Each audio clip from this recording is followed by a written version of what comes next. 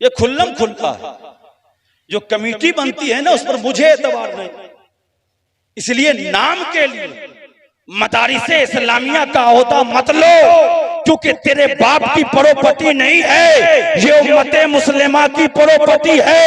उस मदरसे की निगहबानी इस तरीके से करो कि वहां के पढ़ने वाला हर बच्चा जिस जगह भी जाए कौम का रहबर, कौम का रहबर। अगर नहीं कर सकते हो तो छोड़ दो, ये मनसब तुम नहीं रख सकते हो तो मत करो।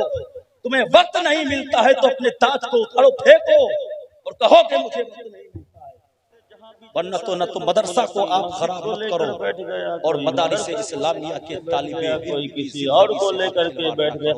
लेकिन ये जलसा जो है ना, वो खुद के लिए, मेरे गुमान के मुताबिक खुद के लिए नहीं है, ये दूसरों की इमदाद के लिए। इसलिए मैं और मेरी कोशिश तो ये होनी चाहिए ना कि हम इस जैसी जगहों पर ना जितना है उतना दान और खैरात करें। अब चलिए मैं आपको इसी हिसाब से, मैं आज जो आपके माबैन में गुफ्तगू करूंगा ना, वो 3 मैटर पर। नंबर 1 फजीलत, नंबर 2 शराफत और नंबर 3 करामत। अगर इन 3 चीजों को आप समझ गए ना तो जिंदगी का मकसद समझ जाओ। नंबर 1 क्या? फजीलत, नंबर 2 शराफत और नंबर 3 करामत। फजीलत एक वर्ड है, शराफत एक अलग वर्ड है और करामत एक अलग वर्ड है। समझो जो मैं समझाना चाहता हूं। जहां नहीं समझोगे ना आप, कोई भी खड़ा हो जाए कि मैं नहीं समझा, फिर से बोलिए, मैं फिर से दोबारा बोलूंगा। आप किसी मदरसे के जलसे में जाते हो और खासकर उन जलसों में जिस जलसे में दस्तारे फजीलत होती होगी, दस्तारे फजीलत, तो बैनर पर लिखा हुआ होता है जश्ने दस्तारे फजीलत। मैंने क्या कहा आपसे? मैं 3 बातों पर गुफ्तगू करूंगा। एक फजीलत, दूसरी शराफत और तीसरी करामत। तो मदारिसे इस्लामिया मदरसों के जो जलसे होते हैं, जहां बहुत बड़े बड़े मदरसे होते हैं ना, जहां फजीलत तक की पढ़ाई होती है, आपके इलाके में तो क़िरात से ज्यादा उठा ही नहीं है, इसलिए कि हम मदरसों पर तवज्जो कम देते हैं। मैं बताऊंगा क्यों कम देते हैं। तो बैनर में लिखा हुआ पाएंगे क्या? जश्ने दस्तारे फजीलत। कि आज ना बहुत सारे बच्चे ऐसे हैं जिसने आलिम कोर्स फाइनल कर लिया, तो आज उसके सर पर ना पगड़ी बांधी जाएगी। और क्या लिखा है? जश्ने दस्तारे फजीलत। कहीं लिखा नहीं होता जश्ने दस्तारे शराफत, कहीं लिखा नहीं होता जश्ने दस्तारे करामत। लिखा होता है तो क्या? जश्ने दस्तारे फजीलत। जानते हो क्यों? इसलिए कि फजीलत जो मिलती है ना, वो शराफत से और करामत से नहीं मिलती। फजीलत फकत इल्म की बुनियाद पर मिलती। फजीलत शराफत से नहीं मिलती कि कोई इंसान शरीफ हो गया तो सारे इंसान से अफजल हो गया, नहीं। कोई इंसान करामत वाला हो गया तो इंसानों में सबसे आला हो गया, नहीं। फजीलत जो मिलती है वो इल्म की बुनियाद। और मदारिसे इस्लामिया जब अपने मदरसे में पढ़ने वाले तालिबे इल्म के सीनों में इल्म कुरान और इल्म हदीस से उसके सीनों को नूर से मामूर कर देते हैं ना, तो एक जश्न मनाते हैं जिस जश्न का नाम दस्तारे फजीलत होता है। ये दुनिया को बताता चलता है। मदरसे वाले दुनिया को एक तरह का दर्स देते हैं कि ए मदरसे के जलसे में आने वालों, सुनो सुनो, आज जिस बच्चे के सर पर तुम पगड़ियां देख रहे हो ना, इसे फजीलत मिली है, शराफत नहीं मिली है, क्योंकि शराफत कम दर्जे की है, फजीलत शराफत से भी ऊंचे दर्जे की। जो होती है वो शराफत से ऊंचे दर्जे की होती है, शराफत जो है नीचे और फजीलत ऊंचे दर्जे की होती है। अब मैं आपको सुनाऊं, आप हमें क्या कहते हो? आले रसूल, है ना? आले रसूल और क्या? सैयद, है ना? ये तो बंगला का और बंगाल का माहौल है कि पीर साहब पीर साहब पीर साहब, है ना? क्या कहते? आले रसूल। क्यों? इसलिए कि मुस्तफा जाने रहमत की औलाद में से, तो आले रसूल कह दिया। मैं आपको सुनाता हूं कि एक आलिम की फजीलत क्या है। अल्लाह के रसूल सल्लल्लाहु अलैहि वसल्लम इरशाद फरमाते हैं कि जो सैयद होते हैं ना, सैयद, वो मेरी पुश्त से निकले हैं। जो सैयद होते हैं ना, जो मेरी आल है ना, मेरी औलाद, वो कहां से निकली है? मुस्तफा फरमाते मेरे पुश्त से। आपकी भी औलाद कहां से? आपके पुश्त से। इसलिए कि पुश्त में एक हड्डी है जहां मनी का मरकज है, उस पानी का मरकज है। जो पानी आपके सुल्ब से, रीढ़ की हड्डी है ना, जो मनी, जो पानी का कतरा आपके सुल्ब से होता हुआ आपके वाइफ के रहम तक पहुंचता है, और उसी पानी को अल्लाह अपने फजल कुदरत के जरिए से एक बच्चे की नक्श बना देता है। तो मुस्तफा जाने रहमत फरमाते हैं, सुनो मेरी औलाद ना मेरे पुश्त से है, मगर जो आलिम पैदा होते हैं, आलिम मेरे पुश्त से नहीं होते, मेरे सीने से हुआ। आलिम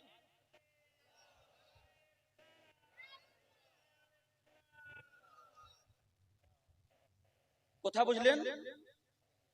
मुस्तफा ने फरमाया क्या कि जो मेरी औलाद होती है ना, मेरी औलाद, जिसे आप पीर साहब अक्सर व बेशतर, पीर साहब गैर सय्यद में भी होते हैं, ये कोई जरूरी नहीं कि जो सादात होंगे वही पीर होंगे। आले रसूल, जिसको आप आले रसूल बोलते हो, और फातिमा बागेर फूल जिसको बोलते हैं, है ना? फातिमा के बाग का फूल। मुस्तफा ने क्या फरमाया? मेरी आल, मेरी औलाद ना मेरे पुश्त से निकली, और जो आलिम होते हैं ना, आलिम, वो मेरे सीने से निकलते। क्यों? इसलिए कि जिस कुरान को पहाड़ अपने सीने में न ले सकी, उस कुरान को अल्लाह ने मुस्तफा के सीने में, और जब वही कुरान लैलतुल कद्र की रात को इस दुनिया में आया, तो अब उस कुरान को सीखने वाले जात को आलिम। समझिए बात को, थोड़ा सा हो सकता है डीपली हो, मगर समझना पड़ेगा। आज जिस कुरान को पहाड़ अपने सीने में न ले सका, खुद अल्लाह इरशाद फरमाता है कि अगर इस कुरान को मैं पहाड़ पर उतारता, तो पहाड़ ना इस कुरान की ताब ना ला सकता, बर्दाश्त नहीं करता। पहाड़ ना टूट कर रेजा रेजा हो जाता, बिखर जाता। लेकिन वाह रे सीना-ए मुस्तफा, कमाल का सीना है कि जिस कुरान के नुज़ूल से पहाड़ फट जाए, मुस्तफा का सीना नहीं फटा, बल्कि मुस्तफा का सीना में जब कुरान का नुज़ूल हुआ ना, तो कुरान भी सीने मुस्तफा से मुबारक, कुरान भी सीने मुस्तफा से मुबारक हो गया। कलाम है खुदा का, कहां उतारा जाए, जहां भी उतारा जाए ना, वो दामन में समेट नहीं सकता है, तो कहां उतारा जाए? उतारा जाए तो महबूबे मुस्तफा के सीने में उतारा जाए।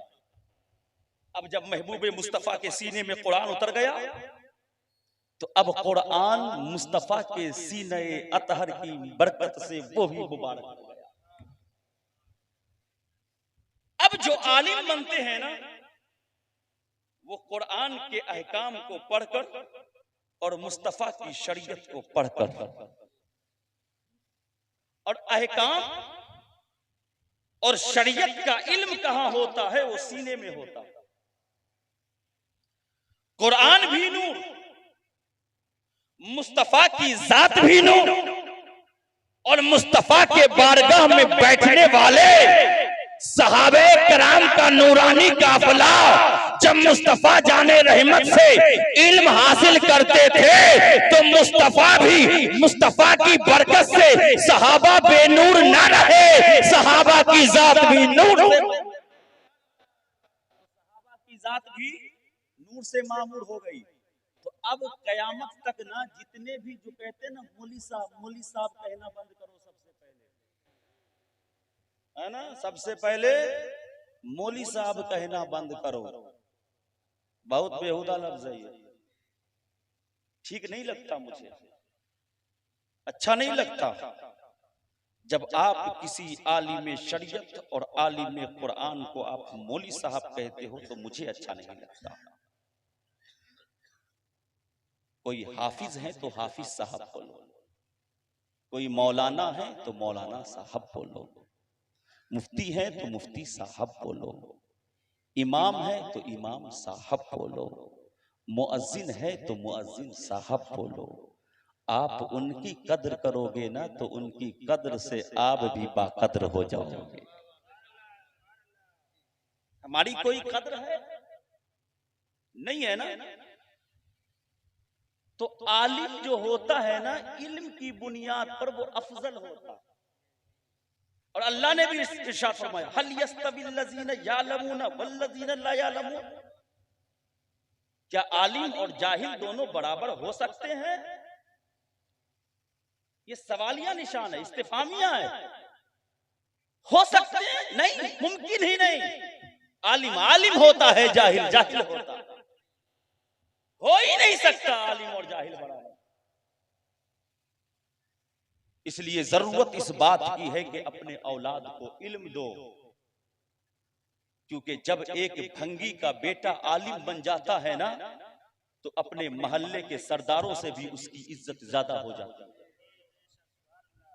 चाहे सरकार हो रहने दो, सरदार हो होने दो, नेता हो होने दो, अपनी जगह हो, ठेकेदार हो रहो अपनी जगह, मगर एक भंगी कूड़ा चुनने वाले का बेटा है, मदरसे में पढ़कर वो आलिमे दीन हुआ है, मस्जिद में अजान दी गई, अजान सुनकर सरदार भी मस्जिद पहुंच रहा है, सरकार भी मस्जिद पहुंच रहा है, ठेकेदार भी मस्जिद पहुंच रहा है, बड़े बड़ा ओहदेबाज भी मस्जिद पहुंच रहा है। एक भंगी का बेटा है मगर आलिमे दीन बन गया है, वो भी मस्जिद पहुंच रहा है। अब तकबीर देने वाला तकबीर कह रहा है, अब इमामत के लिए आगे कौन बढ़ेगा? सरदार कहेगा मैं नहीं बढ़ सकता, अरे सरकार कहेगा मैं नहीं बढ़ सकता, मुखिया कहेगा मैं नहीं बढ़ सकता, नेता कहेगा मैं नहीं बढ़ सकता, खुद सरकार कहेगा अरे ओ भंगी के बेटे, ये इमामत का मनसब मेरे लिए नहीं है, तेरे लिए है, क्योंकि तू इल्मे मुस्तफा को सीख कर हमसे आला।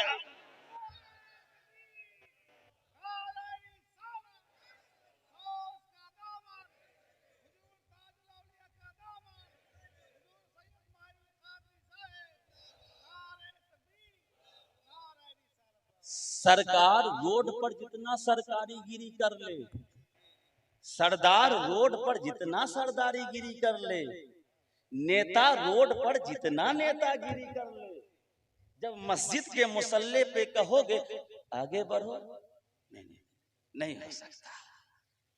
क्यों? फजीलत नहीं है ना।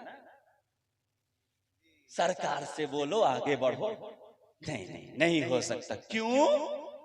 फजीलत नहीं है ना, जा नहीं सकता। बहुत से बोलो ना पहलवान से, आगे बढ़ो ना, मुसल्ला पर चढ़कर नमाज पढ़ो। नहीं, मैं नहीं पढ़ सकता, फजीलत वाला नहीं हूँ, इसका हामिल तो कोई और है। तो पता क्या चला, जो आलिम है फजीलत उसी को है, चाहे सय्यद हो, चाहे गैर सय्यद हो, चाहे खान हो, चाहे पैठान हो, चाहे शेख हो, अगर वो एक खुदा का कलमा पढ़ने वाला है, मुस्तफा का कलमा पढ़ने वाला है, तो इमामत के मुसल्ले पर वही जा सकता है जिसके सीने में अल्लाह के कुरान का इल्म होगा और मुस्तफा की शरीयत।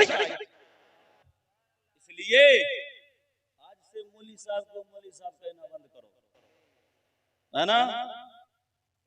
थोड़ा इज्जत दोगे तो इज्जत मिलेगी, इज्जत नहीं दोगे तो फिर कोई इज्जत नहीं मिलेगी।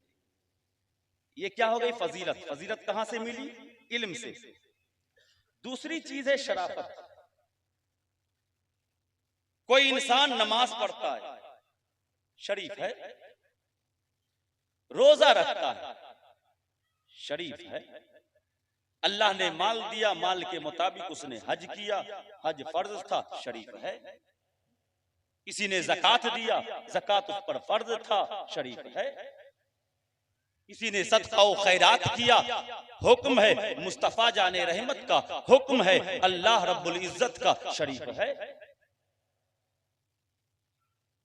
अल्लाह के हुक्म के मुताबिक वो अमल करता रहता है, शरीफ है। मगर सिर्फ शरीफ है, लेकिन मस्जिद से निकला किसी को गाली दे दिया तो अब शरीफ शरीफ नहीं रहा, अब शरीफ शरीर हो जाता है। बुझिए, मतलब मैं थोड़ा सा कुछ सीख करके जाइए, ठीक है। इधर उधर की बात नहीं, सिर्फ इल्म की बात सीखिए। नमाज पढ़ना ये शरीफों की अलामत है, नेक लोगों की अलामत है, अच्छे लोगों की अलामत है। रोजा रखना ये नेक लोगों की अलामत है, सदका व खैरात करना ये नेक लोगों की अलामत है। जानते हो ज़कात फर्ज है ना हम पर, ज़कात हम पर फर्ज है, लेकिन मेरा ये दावा है और कोई गलत साबित करके दिखाए, और मैं ये दावा कर चुका हूं मैं बहुत सारी जगह, कि मैं जहां पर रहता हूं जिस जगह पर, वहां से 20-25 किलोमीटर चारों तरफ ले लो, 95% इंसान ऐसे हैं जो ज़कात नहीं निकालते। ये मेरा दावा है, कोई गलत करके तो दिखाए। नहीं निकालते हैं ज़कात, अल्लाह का हुक्म है। और ऐसा हुक्म है ना कि जहां जहां खुदा ने नमाज का हुक्म दिया है ना, वहीं वहीं खुदा ने ज़कात का हुक्म। अब हदीसे पाक में आ जाओ, जिस जगह भी अल्लाह के रसूल ने नमाज के खड़ी करने का हुक्म दिया है, नमाज पर कायम रहने का हुक्म दिया है, वहीं अल्लाह के रसूल ने भी ज़कात को पूरा करने का हुक्म दिया, ज़कात देने का हुक्म दिया। मगर 95% ऐसे, तो एक तरफ नमाज पढ़ो तो शरीफ, ज़कात न निकालो तो फिर बदमाश। तो ये तो दुनिया का दिखावा है ना, कि बाप को देख करके बेटा शरीफ बन जाता है, बाप गायब हुआ फिर बदमाश हो गया। हमारे घर की हालत यही है, बाप को देखा बेटा बदमाशी कर रहा था, छोड़ दिया, और जहां बाप ने मुंह फेरा फिर बदमाशी शुरू। नमाज पढ़ा हम शरीफ, मस्जिद से जू ही निकले फौरन मिठा को था कह दिया, झूठ बोल दिया। अब तक तो शरीफ थे, जहां झूठ बोला शरीर हो गए। तो शराफत कहां से मिलती है? इबादत से मिलती है, अच्छे काज से मिला करता है, अच्छे कामों से मिलता है, अच्छे अमल से मिलता है। अगर आपके अमल अच्छे हो तो आप शरीफ। जानते हो ज़कात न निकालने वालों के लिए तो मैं वहीदे में एक हदीस सुना ही के जाऊंगा, और सुनो, मेरे सामने 10 भी आदमी बैठे रहोगे तो मेरी तकरीर चलती रहेगी, मैं कुछ भी नहीं कहूंगा कि बोलो नहीं बोलो, जो करना है करते रहो। अल्लाह के रसूल सल्लल्लाहु अलैहि वसल्लम ने इरशाद फरमाया कि जिस शख्स ने भी अपने माल में से ज़कात नहीं निकाला, 100 रुपए में कितना है जानते हो? ओनली 2.5 रुपया, 2.5 रुपया, सिर्फ 2.5 रुपया सिर्फ। अल्लाह के रसूल ने फरमाया कि जिस शख्स ने भी ना अपने माल से ज़कात नहीं निकाला तो 100 रुपए में से जो 2.5 रुपया निकलता ना, और वो 2.5 रुपया अपने माल में मिला लिया है, कल जब कब्र में जाएगा ना तो वही 2.5 रुपया को अल्लाह ना 2 मुंह वाला अजदहा सांप बना देगा। अल्लाहु अकबर। उसी 2.5 रुपए को 2 मुंह वाला अजदहा सांप बना देगा। और जब तक कयामत नहीं आ जाए वही अजदहा तुम्हारे जिस्म पर काटता रहेगा, डसता रहेगा। ये ज़कात न निकालने वाला चाहे कितनों 100 मर्तबा जाके ज़ियारत कर लो ना। आज तो हम सुन्नी समझते हैं बस, मन काला ला इलाहा इल्लल्लाह फदखलल जन्नह, ला इलाहा इल्लल्लाह पढ़ लो जन्नत में जन्नती हो गए। सुन्नी ने सिर्फ यही समझ रखा है, चादर चढ़ा लो जन्नती हो गए, मज़ारों पर जाओ अगरबत्ती जला लो जन्नती हो गए, मज़ारों पर जाओ गुलाब जोल छिड़क दो जन्नती हो गए, मज़ार पर जो है ना कव्वाल करवा लो ना जन्नती हो गए। क्या ये सुन्नियत है? मुसलमानों अपने मालों को ज़कात निकालो, वरना हजारों बार तुम्हारे कब्र की ज़ियारत भी हो जाएगी तो बख्शे नहीं जाओगे, इसलिए कि तुमने अल्लाह के हुक्म पर अमल नहीं किया। और मुस्तफा जाने रहमत ने इरशाद फरमाया है कि जो ज़कात नहीं निकालेगा, जो पैसा उसने नहीं निकाला ना वही पैसा उसके लिए दर्द सर बन जाएगा, उससे कब्र वही पैसा अजदहा सांप बन जाएगा। 2 मुंहों वाला, एक मुंह वाला काट ले दुनिया के ऊपर तो कितने डॉक्टर के फूल लगाना शुरू कर देते हैं, और वहां 2 मुंह वाला अजदहा सांप। क्यों? ये शरीयत में ज़कात का हुक्म क्यों है? वो इसलिए है मुसलमानों, ताकि अमीरों से ज़कात का माल लो और मजहबे इस्लाम के फकीरों में तकसीम कर दो, ताकि कयामत तक कोई भी मुस्लिम ऐसा ना मिले जो दूसरों से मांग रहा हो। हर मुस्लिम अपने पैर पर खड़ा होगा। ये ज़कात कायम है ना। लेकिन आज मालदार तो खुद घूसखोर है, घूसखोर नहीं उसको लुटेरा कहो। क्यों लुटेरा जानते हो? फकीर के हक को अपने पास रख लेता है। तो फकीर के हक को अपने पास रखने वाला कौन हुआ? वो भी तो लुटेरा हुआ। चोर और उसमें फर्क क्या है? गसब करने वाला और उसमें फर्क क्या है? चोर कहीं जाकर के चोरी किया ना, अल्लाह ने हुक्म दिया था कि तुम जो कमा रहे हो ना, तुम्हारे माल में फकीरों का भी हक है, उसने नहीं निकाला। इसका मतलब यह है कि उसने फकीरों के माल को छीन लिया अपने पास। तो कैसे कह सकते हो कि हमसे बड़ा कोई शरीफ नहीं है? इसलिए इस्लाम मजहब वो मजहब है मुसलमानों जो हमें दूसरों को मजबूत करने का हुक्म देता है। कोई गरीब गरीब ना रहे। और जानते हो, ये अशरफिया वेलफेयर सोसाइटी है, मैं उसको पैगाम देकर के आज जाऊंगा। किसी को पैसे दे देना ये कमाल नहीं है। किसी की शादी में हेल्प कर देना ये कमाल नहीं है। एक मैं जुमला दे रहा हूं, वो लेकर के जाना। अगर आपके मोहल्ले और मुआशरे में कोई ऐसा घर हो जो वाकईतन गरीब हो, उस घर से उसके बच्चे को पकड़ लो और कहो, मां मैं आपसे माफी मांगता हूं, मुझे 10 साल 7 साल 6 साल के लिए ये मेरे हवाले करें। आपको कुछ करने की जरूरत नहीं है। जब तुम उस गरीब के घर के लड़के को उठा लो तो 2 काम करो, या तो उसे मदारिसे इस्लामिया में रोड के उस पार दाखिल कर दो, या तो रोड के इस पार दाखिल। समझ में आ रही बात? रोड के या तो उस पार एडमिशन करवा दो, या फिर रोड के इस पार एडमिशन करवा दो। जूनियर भी है और हाई भी है, दोनों बगल में है। ये मकसद मकसद रखो। क्यों? इसलिए कि एक गरीब को अगर तुम दोगे और देने की आदत लगा दोगे तो 50 साल तक जिंदा रहेगा। तुम उसे देते रहोगे, वो पैर पर खड़ा नहीं हो सकता है, मगर उसके एक बेटे को या तो आलिम बना दो, या तो इंजीनियर बना दो, या तो डॉक्टर बना दो। कसम खुदा की 10 साल के बाद वो घराना ऐसा मजबूत होगा कि अब वो ज़कात लेगा नहीं, दूसरों को ज़कात देते।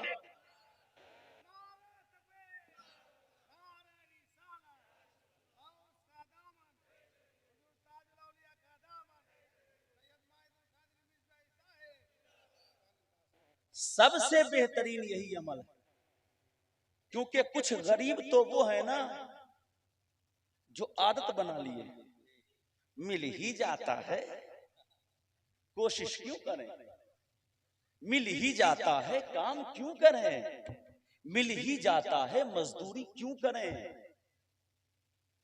तो कुछ लोग और कुछ फकीर, लोग मत कहो, कुछ फकीर और कुछ गरीब ना, वो अपनी आदत बना लेते हैं, फितरत बना लेते हैं। मान पैसे हाथ में दोगे तो वो अपनी आदत और बिगाड़ ले।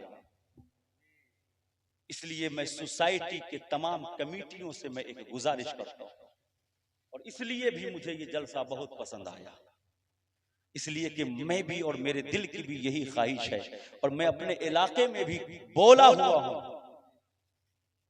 कि मुझे जितना चाहो गरीबों बच्चों मेरे हवाले करो ना। घर से पैसे देने की जरूरत नहीं पड़ेगी। इस बंदे के जिस्म में जब तक जान है और जब तक हयात बाकी रहेगी, उस गरीब को गरीब रहने नहीं दूंगा। आलिम बनाकर तमाम लोगों से अफजल,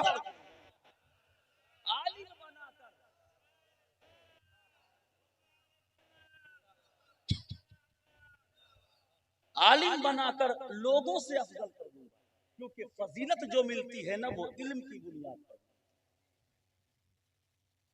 तो सोसाइटी वालों और यहाँ नौदा हमारे भी अतराफ के बहुत सारे लोग आए हुए हैं, और मैं सबसे गुजारिश करता हूं इस अतराफ वकना कि गरीब के हाथ में पैसे देने से बेहतर ये है कि आप उसकी जरूरतों का या तो सामान दे दो, या फिर उसके घर के एक बच्चे के पढ़ने में, एजुकेशन में, उसके नॉलेज में, उसके तालीम में जितना भी खर्च होता है ना, अपनी जिम्मा ले लो। 10 साल के बाद जब वो पढ़ लेगा ना, तो अब वो सदका और खैरात का मुस्तहिक नहीं होगा, अब वो दूसरों को सदका देगा, अब वो दूसरों को खैरात देगा, अब वो दूसरों को ज़कात देता हुआ नजर आएगा। तो नमाज पढ़ोगे तो शरीफ हो, गाली दोगे ना तो शरीर हो। अब फैसला आपके हाथ में है कि आप हो क्या। जब गाली जुबान से निकलने लगे ना, तो दिल में एहसास करो, भाई मैं तो बहुत बड़ा बदमाश बन जाऊंगा, ये शरीर की अलामत है, ये गलत लोगों की अलामत है। फौरन अपनी जुबान को बंद कर लो कि ये शरीफ की पहचान नहीं है, ये तो शरीर की पहचान। मीठा कोथा मत बोलो, वादा खिलाफी मत करो, झूठ मत बोलो, दगा मत दो, भाई भाई की जमीन को मत हड़पो। आज जब भी कोई मुकर्रिर आता है ना, तकरीर करता है, उससे पहले कुरान पाक की तिलावत करता है, तो कहता है कि मैंने जो कुरान हकीम की तिलावत की। कुरान हकीम, कुरान के बहुत सारे नाम हैं, कुरान मजीद, कुरान पाक, कुरान हकीम, कुरान हकीम, कुरान हमीद, कलामुल्लाह, जो कहो सब वही कुरान मजीद। तो कुरान को बहुत सारे ना कुरान हकीम भी कहते हैं। क्या हकीम?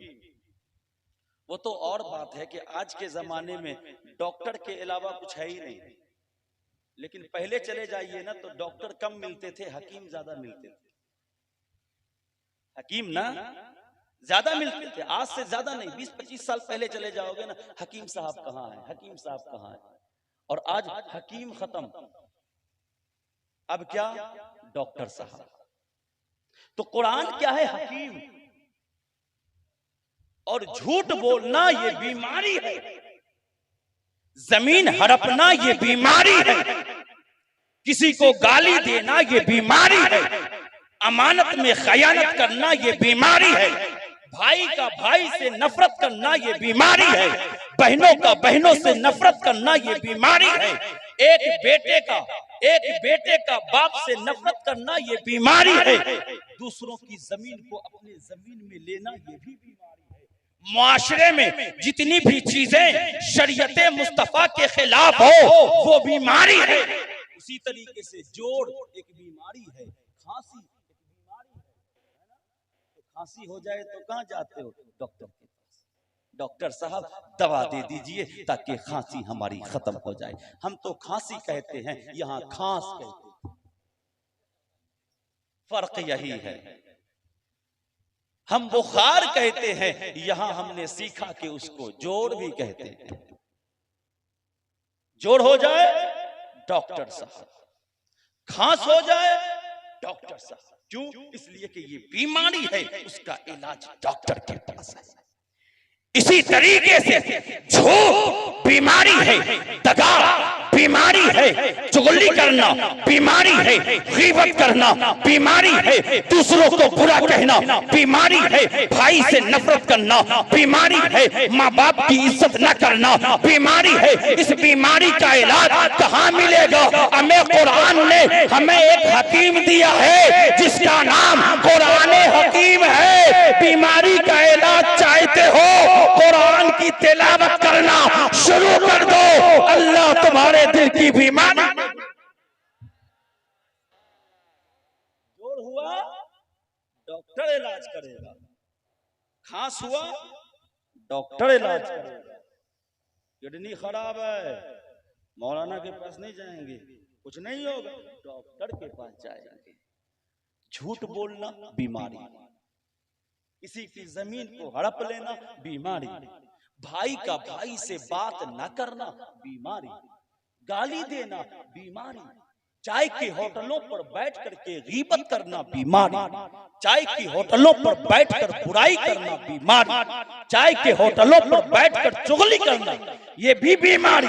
तो इन बीमारी का इलाज किसी डॉक्टर के पास नहीं मिलेगा, इसका इलाज मिलेगा तो कहीं और मत जाना।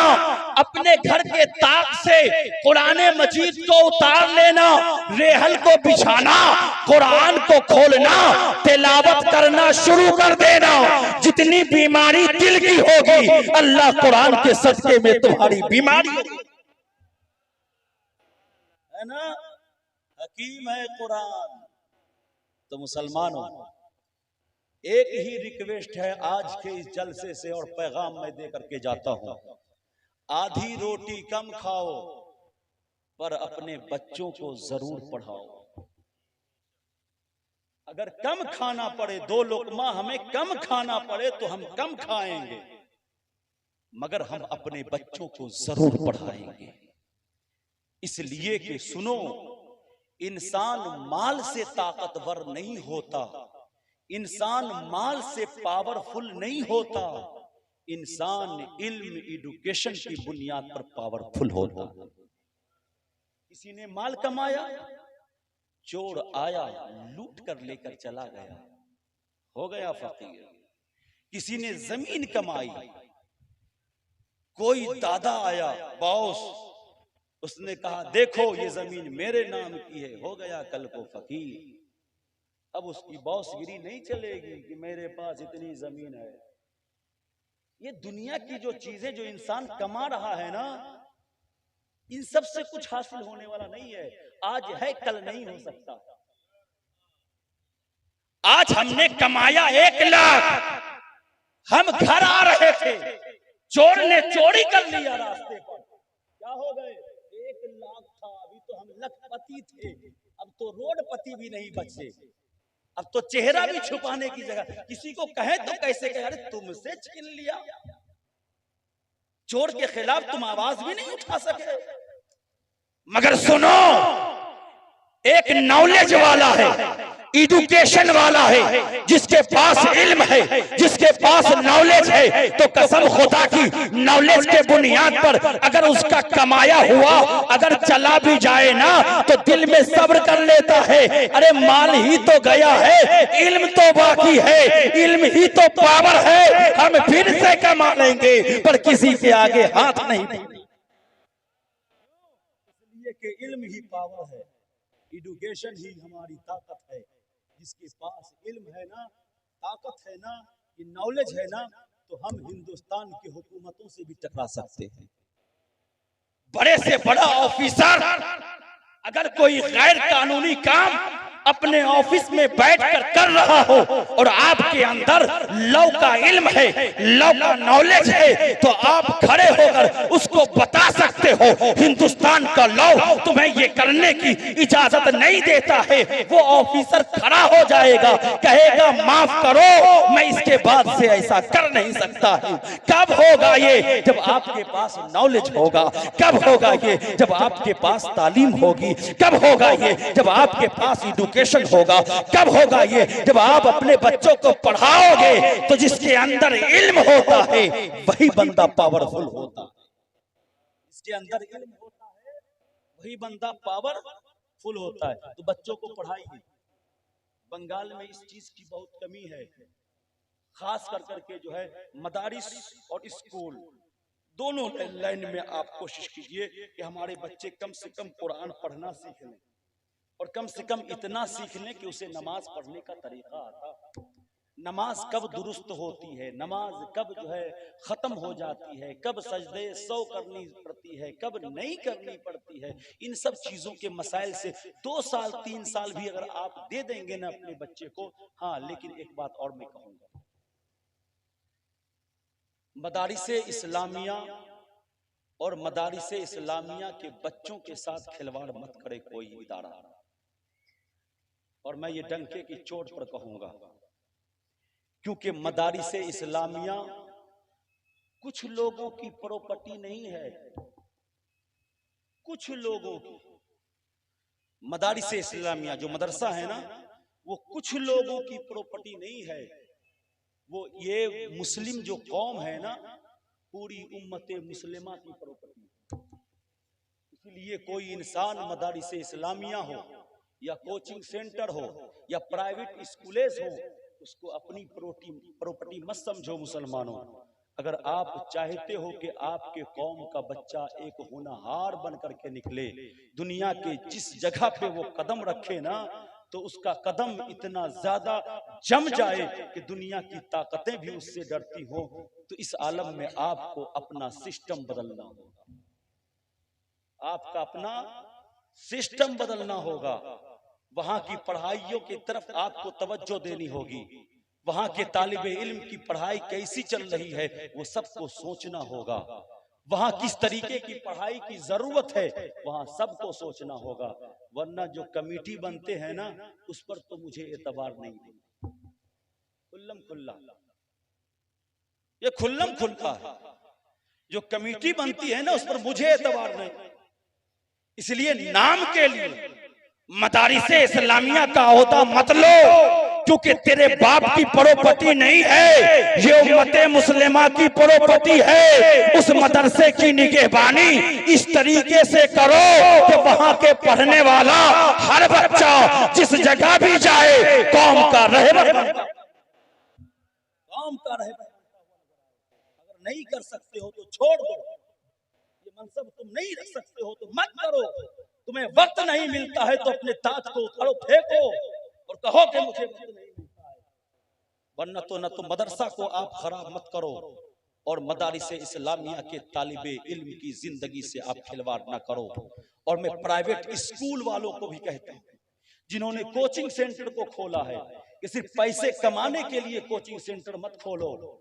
इस नीयत से खोलो कि हम बेहतरीन तालीम देंगे, क्योंकि ये जो बच्चा पढ़ने के लिए आ रहा है ना, ये किसी और का बच्चा नहीं है, वो हमारे ही कौम का बच्चा है। उसे अपना बच्चा समझ करके उसे तालीम दो, अपना बच्चा समझ करके उसके नॉलेज में इतना इजाफा करो कि वो बच्चा जब बाहर निकले ना तो दुनिया की हर कौम कहे कि अगर इल्म हो तो इस्लाम के बच्चे की तरह हो, क्योंकि इस्लाम का बच्चा बच्चा इतना नॉलेज रखता है कि जहां कदम रखता है वहीं आला, जहां कदम रखता है। मैं इसीलिए कहता हूँ मदरसा को अपने बाबा की प्रॉपर्टी मत बनाओ, तो पूरे उम्मत मुसलमा की प्रॉपर्टी है, पूरे उम्मत मुसलमा के मुताबिक उसे चलने दो। और तमाम मुस्लिमों का ये हक, उनकी जिम्मेदारी है कि उसके हर शोशे और गोशे पर गौर करे, जहां कमी हो उसे पूरा करे। अगर किसी चीज को आप नजर आ रहा है कि नहीं यहाँ पढ़ाई ठीक नहीं हो रही, तो आपको गौर करना पड़ेगा, क्यों पढ़ाई ठीक नहीं हो रही, यहाँ के बच्चे क्यों अच्छे नहीं निकल रहे, यहाँ के बच्चे क्यों बेहतर नहीं निकल रहे, यहाँ के बच्चों का एडमिशन अच्छे मदारिस में क्यों नहीं हो रहे हैं। इसका मतलब है कि आपके मदरसे में सिस्टम खराब है। किस चीज का? या तो स्टाफ मंडली का सिस्टम खराब है, या तो कमेटी का सिस्टम खराब है, या फिर उस मोहल्ले के अवाम का सिस्टम खराब है। इसलिए सुधरना पड़ेगा, अपने मदरसे को बेहतर बनाओ। क्यों? इसलिए कि वो इल्म दीन का मरकज है। अपने स्कूलों को बेहतर बनाओ। क्यों? इसलिए कि वो दुनियावी इल्म का वो मरकज है। और हम किसी इल्म के खिलाफ नहीं है। अपने आज के दौर में तो मैं कहता हूं दीनी इल्म भी अपने बच्चों को दो और दुनियावी इल्म भी अपने बच्चों को दो। इल्म कितनी ताकत है बस सुनो। सुनना चाहते हैं? थोड़ा सा हाथ उठाइए। हाँ, बस थोड़ी देर आओ। जानते हो इल्म इंसान को बचा लेती है। बड़े बड़े गड्ढे से, गहराई से, दलदल से इंसान को बचा लेती है।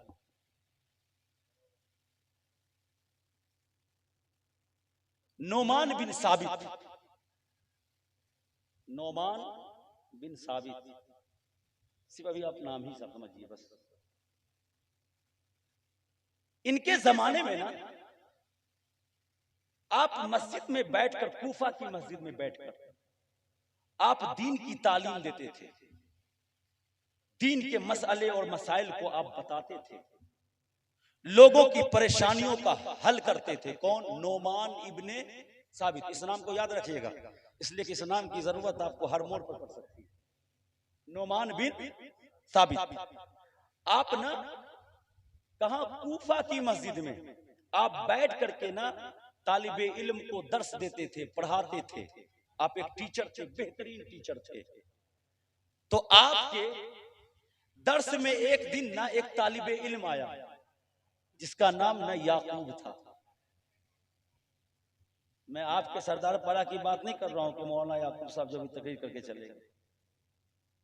उस दौर में हुजूर नोमान इब्ने साबित रज़ी अल्लाह ताला अन्हु के दौर में एक बच्चा आया जिसका नाम क्या था? याकूब। वो आपके क्लास में बैठने लगा। बैठते बैठते ना बहुत सारा इल्म हासिल कर लिया, लेकिन अचानक क्या हुआ ना, वो क्लास से गैर हाजिर, अब्सेंट जिसको कहते हैं, है ना, अब्सेंट रहे, नहीं आने लगे क्लास, नहीं आने लगे, क्लास नहीं करने लगे, आप उनकी दरसगाह में नहीं बैठने लगे। तो हज़रत नोमान इब्ने साबित को ना थोड़ा टेंशन हुआ। अरे वो बच्चा बहुत अच्छा बच्चा था, पढ़ने में ना बहुत शानदार था, जो मैं कहता था ना फौरन याद कर लेता था। और आज भी अगर टीचर को ये समझ में आ जाए ना कि ये बच्चा अच्छा है, तो उस्ताद चाहता है कि कोई और बच्चा हो या ना हो जिसकी खोपड़ी नहीं है, वो रहे या ना रहे, ये एक ही बच्चा अगर रहे ना तो मैं तो पढ़ा लूंगा। क्यों? इसलिए कि ये समझने वाला बच्चा, ये इल्म को सीखने वाला बच्चा है, ये याद करने। आप स्कूल में भी पढ़ाते होंगे, तो जो स्टूडेंट आपकी बातों को जल्दी कैच करता होगा, आपकी तवज्जो, हर मास्टर की तवज्जो उस पर ज्यादा होती। क्यों? इसलिए कि आपको यही लगता है कि नहीं, मेरी बात को समझता अगर कोई है तो वो यही तालिब इल्म, यही स्टूडेंट है, और आपको ना उससे प्यार भी हो जाता है। ये फितरी तौर पर उससे आपको प्यार भी हो जाता है, मोहब्बत भी हो जाती है। तो हज़रत नोमान इब्ने साबित के क्लास में ना वो बच्चा नहीं आया, नहीं आया तो आप तलाश करते करते करते करते उसके घर तक पहुंच गए। घर तक पहुंचे तो वो लड़का मिला, याकूब जिसका नाम था। हजरत नोमान इब्ने साबित ने उस बच्चे का हाथ पकड़ा और फिर अपने मस्जिद में लाकर अपने दरसगाह में बैठा दिया। तुझे जाना कहीं नहीं, तुझे पढ़ना। अब देखो वो बच्चा क्या कहता है। याकूब, मौली साहब का नाम याद रख लो। अभी मैंने कहा कि मौली साहब मत बोलना, फिर आपको हो गया कि हजरत मौली साहब बोल रहे। मौलाना साहब, मौलाना याकूब साहब का नाम याद रख लोगे तो याद रह जाएगा, ठीक है। उसने कहा कि मेरे बाबा का इंतकाल हो गया है, मेरी एक माँ है और मेरे घर में कमाने वाला कोई नहीं है। इस पेट की आग को हम किताब से नहीं बुझा सकते हैं।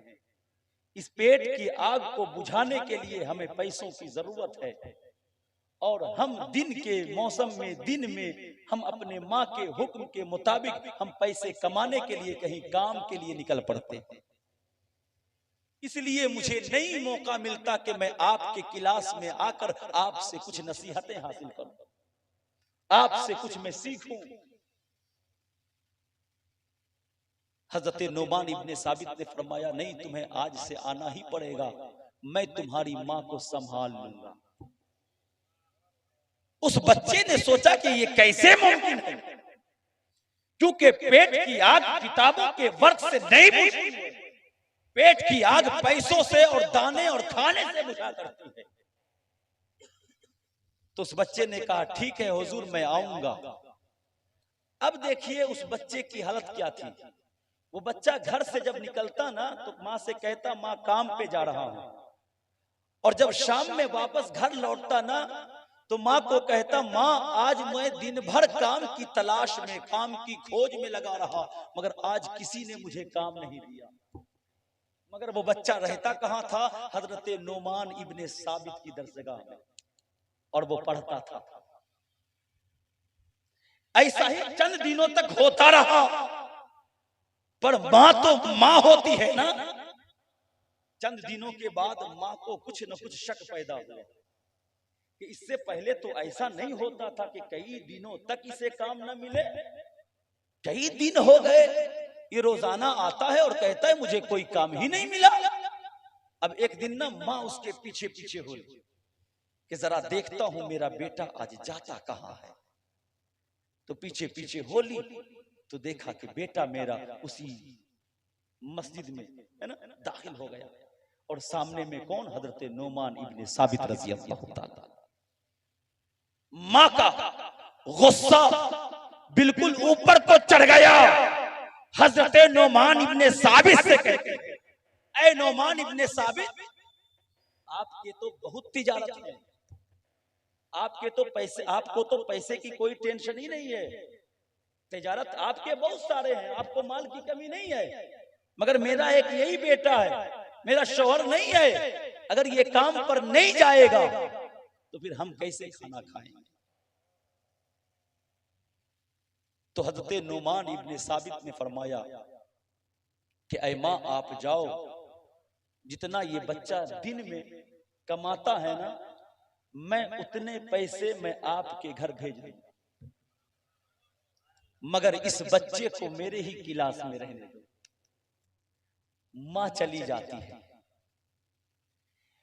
उस वक्त का कूफा का एक गवर्नर ने हजरत नोमान इब्ने साबित को 18 साल के बाद उनको जेल भेज दिया, सिर्फ एक बुनियाद पर कि जो हुकूमतें जो हमने नाफिज किया है ना, जो कानून, हुकूमती कानून, उसको आप कबूल कर लीजिए। हजरत नोमान इब्ने साबित ने कहा कि मैं इसको कबूल नहीं कर सकता। उस वक्त का जो गवर्नर था ना कूफा का, उसने हजरत नोमान इब्ने साबित को जेल दिया। अब 18 साल के बाद वही शख्स जो बच्चा था याकूब ना, 18 साल उसने तालीम हासिल की, और जब तालीम हासिल की ना तो तालीम हासिल करने के बाद वो इल्म का पहाड़ बन गया, वो इल्म का पहाड़ बन गया। मैं इस कमेटी को भी ये कर रहा हूं, है ना, इल्म का पहाड़ बन गया। इल्म का पहाड़ जब बना ना, हजरत नोमान इब्ने साबित का जेल ही में इंतकाल हो जाता है। फिर उसके बाद एक बादशाह जिसकी हुकूमत 3 बर्रे आज़म पर थी, जिसका नाम हारून रशीद है। उसने ना अपनी बीवी के एक बात पर उसने एक जुमला कहा था। बीवी उसकी जो वाइफ थी ना, वो बोली कि मैं तो चांद से भी ज्यादा हसीन हूं। क्या बोली? मैं चांद से भी ज्यादा हसीन हूं, चांद से भी ज्यादा खूबसूरत हूं। आज भी दुनिया का जो मजनू होता है ना, वो भी अपने लैला को कहता कि चांद क्या है, चांद से तो तू खूबसूरत है। तो हारून रशीद की जो वाइफ थी ना, उसने अपने शौहर के सामने में कहा, मैं तो आज चांद से भी ज्यादा हसीन दिख रही हूं, मैं चांद से भी ज्यादा खूबसूरत हूं। हारून रशीद को गुस्सा आ गया और गुस्से की हालत में ना जुबान फिसल जाती, और जब फिसल जाती है ना तो बाद में लोग बहुत शर्मिंदा होते हैं और जाते हैं मौली साहब के पास, मौली साहब क्या करें, गुस्सा में थे, बीवी को तलाक दे दिए। तो आदमी कोई अपनी बीवी को खुशी में तलाक थोड़ी देता है, गुस्सा ही में तो देता है। इसलिए मैं कहता हूं कि राग कम करो, क्योंकि राग इंसान की जिंदगी को खा जाता है। राग इंसान की जिंदगी को तहोबाला कर देती है, बर्बाद कर देती है। इसलिए कोशिश करो कि राग ना आने पाए, सब्र का मादा ज्यादा रखो। और हारून रशीद ने कहा कि अगर तू साबित नहीं की कि तू चांद से ज्यादा खूबसूरत है तो मैं तुझे तलाक देता। है ना? किसने कहा? हारून रशीद। 3 बर्रे आजम पर उसकी हुकूमत थी। मगरिब में घोड़े अगर दौड़ाए जाते ना तो कई सदियों बाद जो है मशरिक तक पहुंचते। इतनी लंबाई और चौड़ाई में हारून रशीद की हुकूमत थी। और दूसरी रिवायत के मुताबिक हारून रशीद ने कहा कि अगर आज की रात तुमने मेरे इस महल में रात गुजारी तो तुझे तलाक। मैं इल्म की अहमियत बता रहा हूं कि इल्म इंसान को कहां कहां बचा देती है। किसने कहा? हारून रशीद। क्या कहा?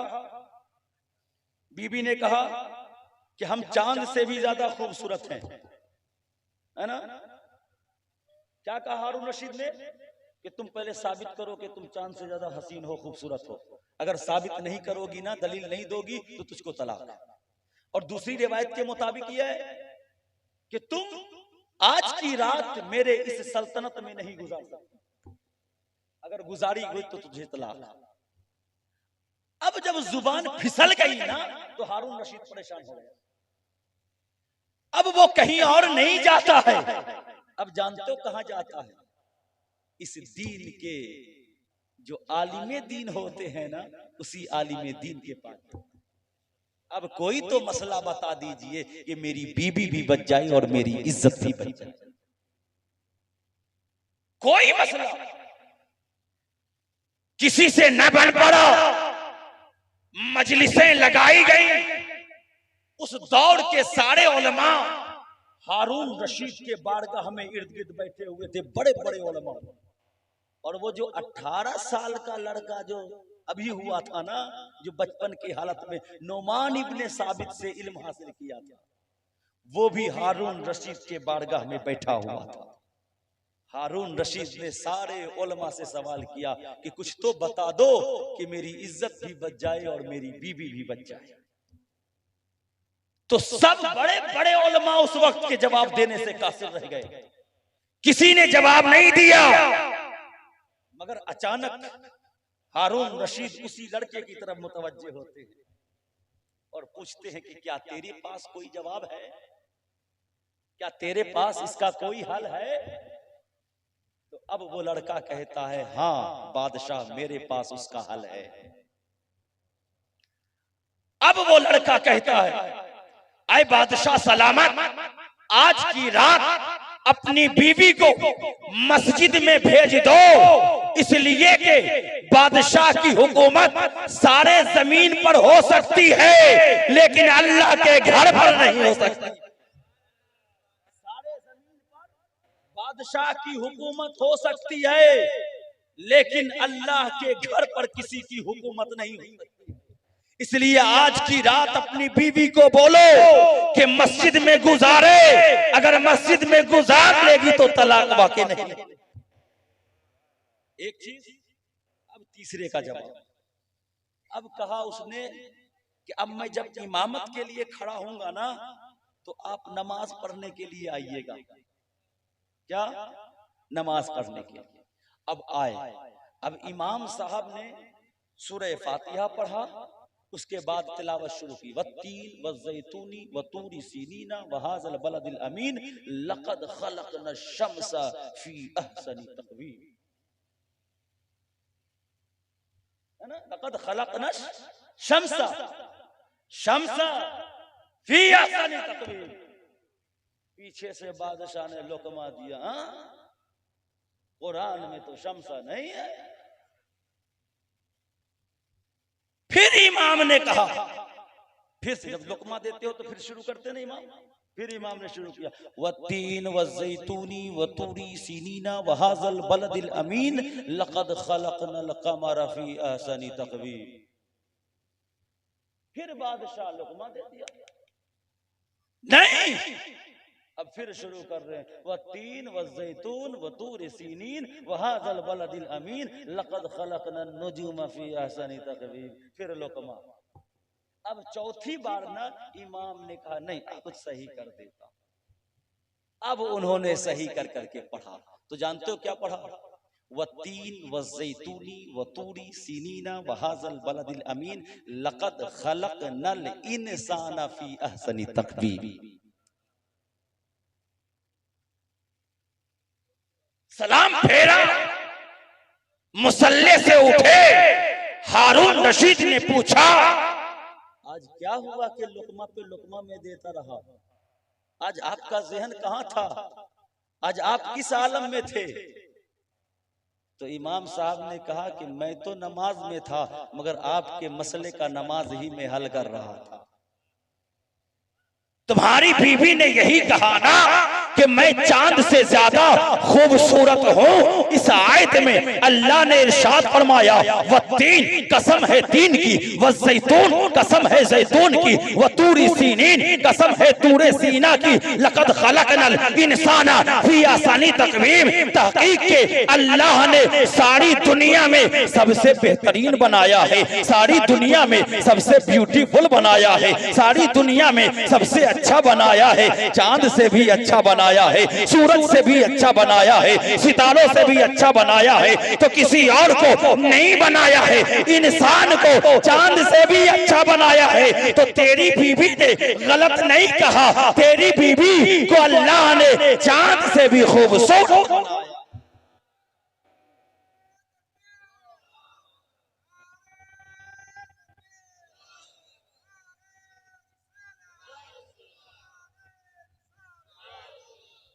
देखो इल्म कितनी अहमियत का हामिल है। इल्म बहुत ही पावरफुल है। इसलिए मैं कहता हूं आधी रोटी अपने खाने से कम कर दो, उसी पैसे को जोड़कर अपने बच्चे को इल्म दीन और दुनिया सिखाओ, ताकि आप भी पावरफुल बन जाओ। और आज की तारीख में मैं औरतों के लिए भी कहूंगा कि सिर्फ अपने बेटे ही को तालीम मत दो, अपनी बेटियों को इल्म दीन सिखाओ। फातिमतुज़ ज़हरा के चादरे ततहीर की बू तो कम से कम सुहा दो, ताकि हमारे मुआशरे से हमारी बेटियां गैर कौम के साथ भाग न पाए। वरना आज अपना ये इलाका आप उठा कर देख लो कि आज हमारी बेटियां कितनी बेराह रवि के शिकार हो गई हैं। कदम गलत उठा लेती हैं, पछताना बाद में उसी को पड़ता है। जानते हो ये क्यों हो रहा है? वो इस बुनियाद पर हो रहा है कि फातिमतुज़ ज़हरा के चादरे ततहीर की उसे बू अब तक नहीं मिली है। मुसलमानों, अपनी बेटी को फातिमतुज़ ज़हरा के चादरे ततहीर की बू दो, उसे इल्म फातिमतुज़ ज़हरा सिखाओ, उसे इल्म आयशा सिद्दीका सिखाओ, उसे इल्म और सीरत खतीजतुल कुबरा सिखाओ, ताकि आपकी बेटी आपके घर के लिए रहमत भी बनकर रहे, और जब अपने ससुराल जाए ना तो वो अपने ससुराल वालों के लिए भी रहमत बन जाए। तो इस सिलसिले में इंशाअल्लाह मैं भी कोशिश कर रहा हूँ, इंशाअल्लाह जमीन हासिल हो गई है। मैं बहुत अनकरीब एक लड़कियों का मदरसा खोलने जा रहा हूँ आप ही के इलाके में। अगर आपकी मदद होगी, अगर आपका ताउन होगा, अगर आप हमारे साथ होंगे तो इंशाअल्लाह हम जरूर आपकी बच्चियों को वो इल्म दीन सिखाएंगे कि इंशाअल्लाह ये मुआशरा जो बिगड़ता हुआ नजर आ रहा है वो अल्लाह के फजलो करम से फातिमतुज ज़हरा के चादर तदहीर के सदके में वो आपको बहुत जल्द ही सुधरता हुआ दिखता नजर आएगा। अल्लाह रब्बुल इज्जत से दुआ कीजिए कि अल्लाह रब्बुल इज्जत हम तमाम मुसलमानों को सिराते मुस्तकीम पर चलने की तौफीक और रफीक अता फरमाए। और एक चीज छूट गया था, मैं 3 चीज बोला था इसलिए तकरीर खत्म नहीं करूंगा। और तीसरी चीज क्या थी? करामत ना। करामत जो मिलती है ना ये तकवा से मिलती है। करामत जो मिलती है वो किससे? तकवा से। यही वजह है कि करामत का सुदूर भी उसे ही होता है जिसे तकवा हासिल होता है, और तकवा हासिल उसे ही होता है जो अल्लाह वाला हो। समझ गए? तो इन 3 चीजों को अपने सीनों में बसाएं। सबसे पहले अपने औलादों को बेहतरीन इल्म दीन और दुनिया दें ताकि आपका मुआशरा बेहतर हो सके। उसे इल्म से खाली न रखें, क्योंकि इल्म ही इंसान को ताकतवर बनाती है, इल्म ही इंसान को पावरफुल बनाता है। अल्लाह रब्बुल इज्जत से दुआ कीजिए मौला हम तमामी मुसलमानों को सिराते मुस्तकीम पर चलने की तौफीक और रफीक अता फरमाए। अस्तगफिरुल्लाह रब्बी मिन कुल्लि ज़ंबिन व अतूबु इलैहि व मा अलैना इल्लल बलाग व आखिरु दावाना अल्हम्दुलिल्लाहि रब्बिल आलमीन। अस्सलामु अलैकुम व रहमतुल्लाहि व बरकातुहू।